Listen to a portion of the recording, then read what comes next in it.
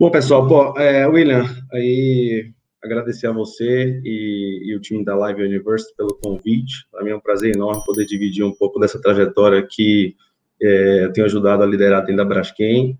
Agradecer a toda a equipe que está envolvida nesse projeto aqui dentro. De fato, a gente vem fazendo uma trajetória de mudança ao longo dos últimos 3 anos aqui na Braskem. Aí, se eu contar um pouco como é que isso se conecta a digitalização com a globalização do nosso processo de compras, tá? Um pouco rapidamente da Braskem. A gente é uma indústria química e atuamos nos setores químicos e petroquímicos. As nossas aplicações são matérias-primas básicas para uma série de produtos que a gente consome no nosso dia a dia. A gente tem uma abrangência, nossos produtos estão em mais de 100 países ao redor do mundo, e a gente tem operações hoje nos Estados Unidos, México, Alemanha e majoritariamente no Brasil, né? Somos uma indústria multinacional de origem brasileira, tá? Então, como comentei, a gente tem aplicações diversas na parte, nossos produtos, eles estão fortemente na indústria de plásticos, né?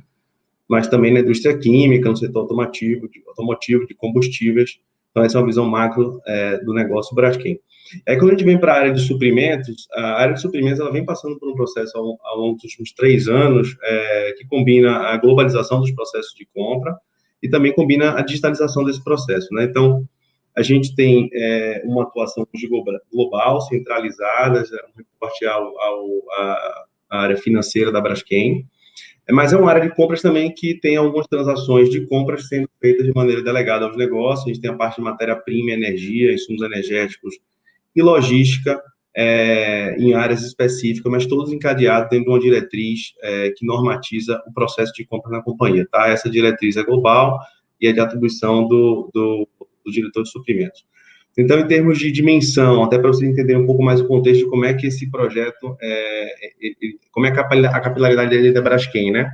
Você tem hoje uma área com 200 integrantes, né, entre a área de almoxarifado e a área de compras em si, em aproximadamente 10 bilhões de reais transacionados, e a gente está basicamente organizado por país / natureza de compra, desde os serviços e indiretos de materiais, passando aí por insumos, utilidades, águas, industrial. É assim que a gente se organiza, mas nem sempre foi assim a nossa trajetória, né? Então, a gente nasce naturalmente, Braskem é uma empresa que nasce majoritariamente fruto de processos de fusões e aquisições. Então, naturalmente, você teve um processo de integração de ativos ao longo desses anos de existência da companhia, né? Então, o suprimento não seria diferente. A gente via até meados de 2017 ainda com estruturas regionais de compras ligadas aos negócios locais nos Estados Unidos, México e Europa. E aí, final de 2017, a gente começa um processo, ou melhor, termina, conclui um processo de ter um mandato para começar a operar esse processo de compras globalmente. E aí, desse preâmbulo, lá no final de 17, a gente, então, começa a fazer um trabalho de assessment para entender como é que a gente organiza esse processo global, empresa multinacional, majoritariamente brasileira, mas que agora precisa entender como é que vai capilarizar os seus processos de compra para ter uma área, digamos assim, com processos mais padronizados e, por consequência, ter todos os benefícios que isso traz. Então, um dos eixos nesse trabalho de assessment que a gente fez foi ter um olhar sobre tecnologia e sobre processo, né? E essas coisas estão muito conectadas no dia a dia, a relevância de você ter um processo correto e usar a tecnologia a seu favor, né? Então, a gente sai desse assessment com orientação muito clara de que a gente precisa colocar uma espécie de linha dorsal que nos una globalmente, e esse é o seu primeiro passo para você construir uma série de outras coisas no processo de digitalização. Então, essa seria uma primeira onda de você digitalizar os processos, e a partir daí a gente tem no projeto, que então passa a se chamar Lotus, um projeto de transformação da área de suprimentos nesse sentido, e ele parte com o primeiro olhar sobre a gente precisa escolher uma ferramenta para apoiar. Então, esse processo de software selection, ele acontece ali em 2017, já começo de 2018, na verdade, e a gente basicamente acessa as capacidades do mercado, um processo de entender capacidade técnica da ferramenta e também custo associado, e não só isso, mas ele é um pouco assim, a empresa como um todo, e a gente faz um trabalho ao longo de 4 ou 5 meses, com algumas equipes dedicadas, tanto do negócio de suprimentos, quanto da equipe de TI, né, que está completamente conectada nesse projeto com a gente, e a gente escolheu o Copa lá em meados, ou talvez terceiro trimestre de 2018.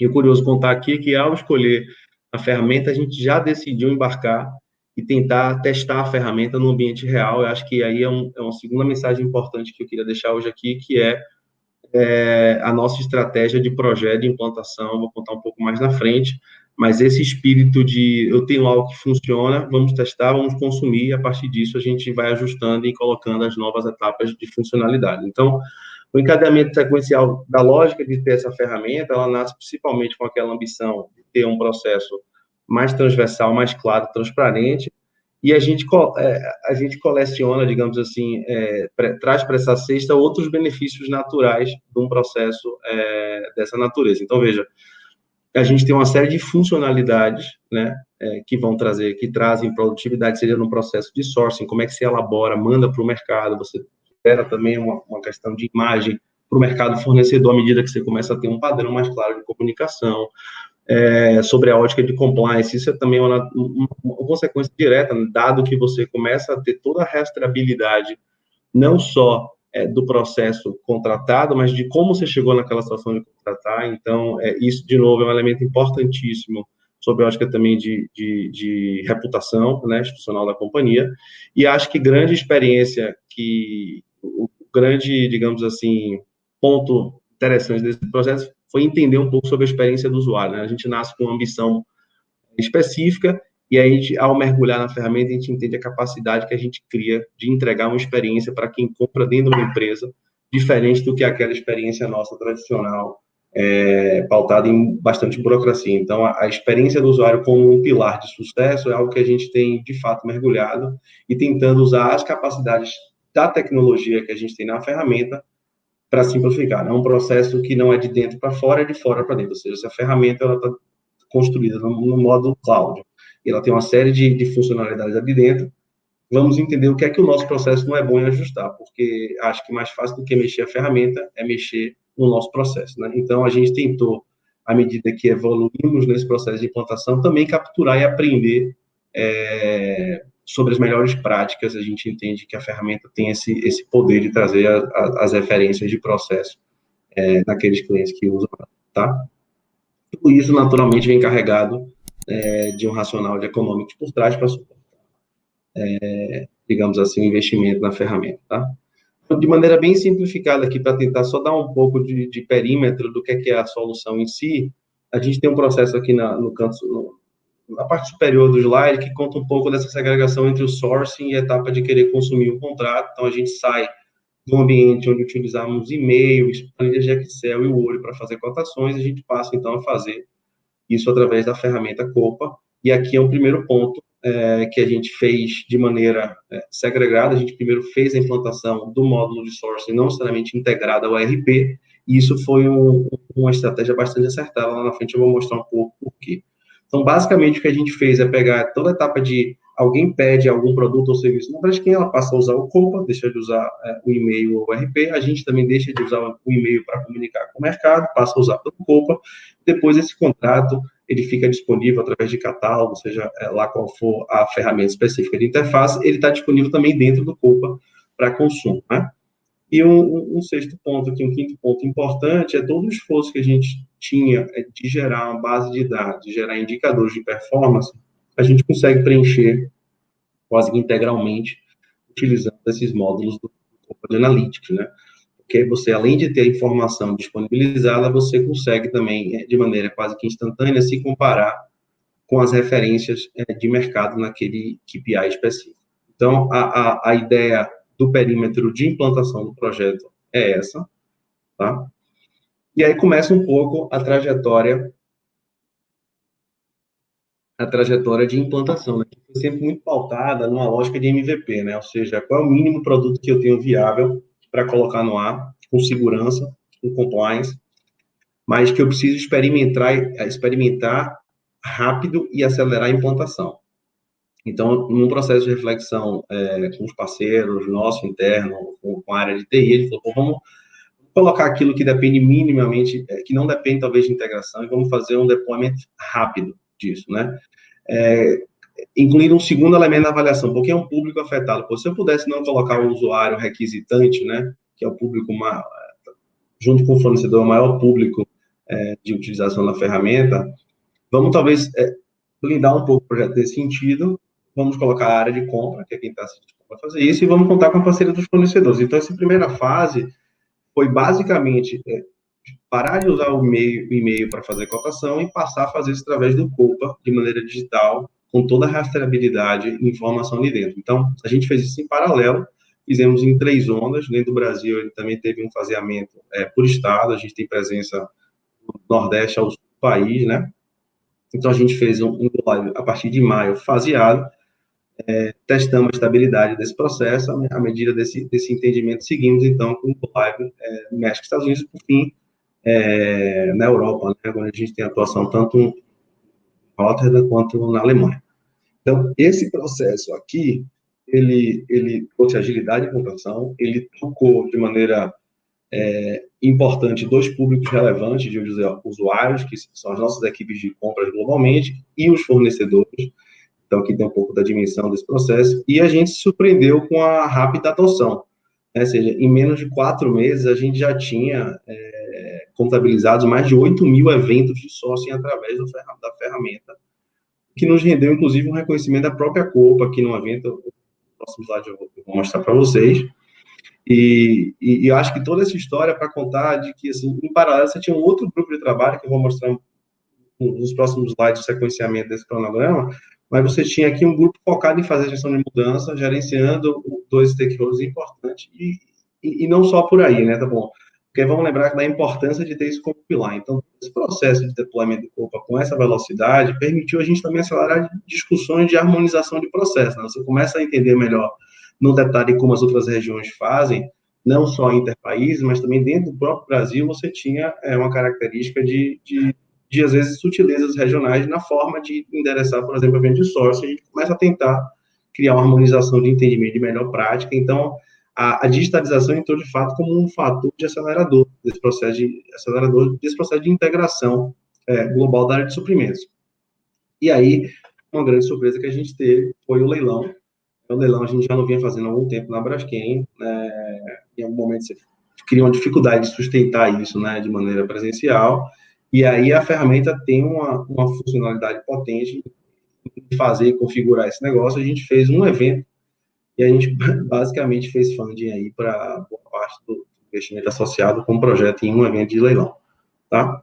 Então, seguindo aqui no projeto, isso nos colocou numa posição bastante confortável, digamos assim, do ponto de vista de implantação dentro da Braskem, isso criou um conhecimento e entendimento do que era o Coupa. Então, você vê aqui, a gente fez questão de fazer treinamentos presenciais, usando um time do projeto, e aí entenda esse time do projeto, 22 key users de negócio participando atualmente disso em todos os países. Então, as fotos aqui são pessoas que, de fato, têm uma grande atuação no processo em si, que era um número da época, de número de eventos que a gente tinha feito, números esses que, e aí a própria Coupa, num evento aqui do Brasil, de usuários do Coupa, nos reconheceu aqui com uma premiação na categoria deles de Accelerator, sobre essa rápida implantação do Coupa. Um pouquinho mais na frente, a gente recebeu uma citação, inclusive, nos resultados trimestrais da Coupa, com destaque aqui na América do Sul, case de implantação da Braskem, tá?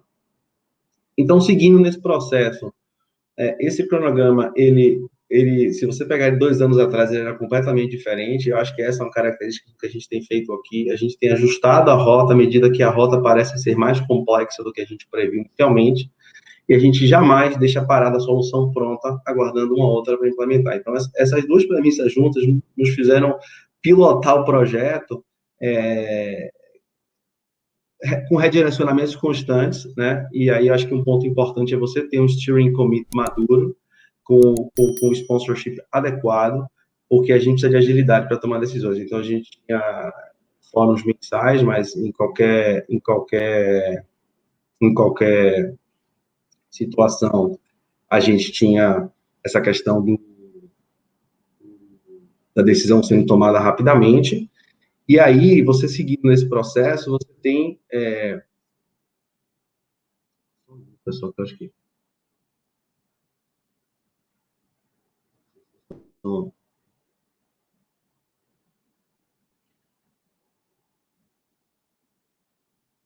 Estão me ouvindo aí?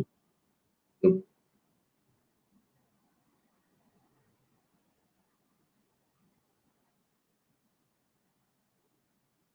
dei uma oscilada aqui na internet. Tá bom. Então, seguindo aqui, a gente segue com a estratégia de privilegiar a implantação por tipo de processo, a gente parte para fazer a parte de serviços. A Onda 4, então, ela começa esse perímetro de utilização dos contratos de serviço no Brasil. A gente também decidiu fasear isso aí em 3 etapas, dada a complexidade de implantação de cada uma delas. E aí a gente segue para fazer um rollout a partir de outubro globalmente, seguindo, então, com as outras ondas seguintes, que você tem ali a fase de materiais, mas majoritariamente a gente deixou ela para um segundo momento, porque é onde você tem mais complexidade na implantação, dados os requerimentos todos que você tem, de impostos, enfim, e a Braskem, a gente tem um histórico de automação de contratos muito grande, né? Então, portanto, a gente acabou tendo que construir uma solução que fizesse com que essas 2 plataformas se comunicassem de uma maneira apropriada, tá? E aí, falando de catálogos, acho que o principal ponto é sobre essa questão da experiência do usuário, principalmente no consumo desses materiais através de catálogos, tá? Acho que um ponto importante também para compartilhar é sobre a estratégia de gestão de mudança, tá? Eu acho que esse foi um dos principais pontos. Eu falei um pouco sobre o suporte executivo, de ter um steering, ter um suporte correto na implantação do projeto, mas saber mobilizar também a empresa, dar clareza e comunicar claro sobre a mudança de forma antecipada, certamente foi um pilar importantíssimo de valor para o projeto. A gente teve uma estratégia e continua mantendo essa estratégia segmentada por tipo de ação. Você tem um grupo executivo, a gente tem levado e leva os projetos em atualizações de lideranças para manter o engajamento, dado que ele vai ser utilizado em diversas áreas da companhia. E um ponto que acho legal é a questão da gestão de mudanças. A gente formou um grupo de agentes de mudança, pessoas que têm, então, poder para falar sobre o projeto e aí capilarizar esses entendimentos em todas as regiões que a gente atua. Aqui o ponto que eu acho que é importante é a pandemia nos fez repensar e rever tudo, de certa forma, na nossa rotina, e o que me chamou a atenção é que a gente conseguiu manter o projeto on track. A gente teve pouco ou nenhum impacto por conta desse distanciamento a princípio. Naturalmente, você acaba tendo um pouco mais de esforço da equipe, mas a gente conseguiu manter isso on track, mesmo com distanciamento social. E aí reforça a importância de uma comunicação clara, segmentada, a gente comunicando, customizando a comunicação, dado o público que precisa receber o maior detalhe, o menor detalhe. Então, a gente fez, por exemplo, um reporte executivo para todos os diretores e gerentes da companhia, falando de maneira macro sobre o do projeto, e aí descíamos um pouco mais de detalhe, na hora que a gente sabe explicar um pouco o que é que muda, quando é que entra no ar, o que é que você tem que parar de fazer, qual é o acesso que você tem que ter, né? Ou seja, segmentando de maneira bastante clara esses canais de comunicação, tá? Eu acho que, em linhas gerais, o que tinha para dividir era isso. Eu queria aproveitar o espaço aqui para agradecer a todo o time de parceiros que apoiou a gente ao longo dessa trajetória, agradecer as pessoas que estão envolvidas dentro da Braskem, não só a área de negócio de suprimentos, mas também a área de TI. E acho que esse é um pedido de agradecimento, mas ao tempo também que é um reforço da importância de se pensar bastante a organização que se quer ter do projeto, o papel que se espera ter do parceiro, e jamais subestimar o entendimento sobre o ambiente de RP que se tem. Então, esse é um trabalho, de fato, que precisa unir várias pessoas, precisa trazer um especialista de fora, mas precisa ter também um especialista de dentro. Então, acho que, em linhas gerais, era isso que eu tinha para dividir.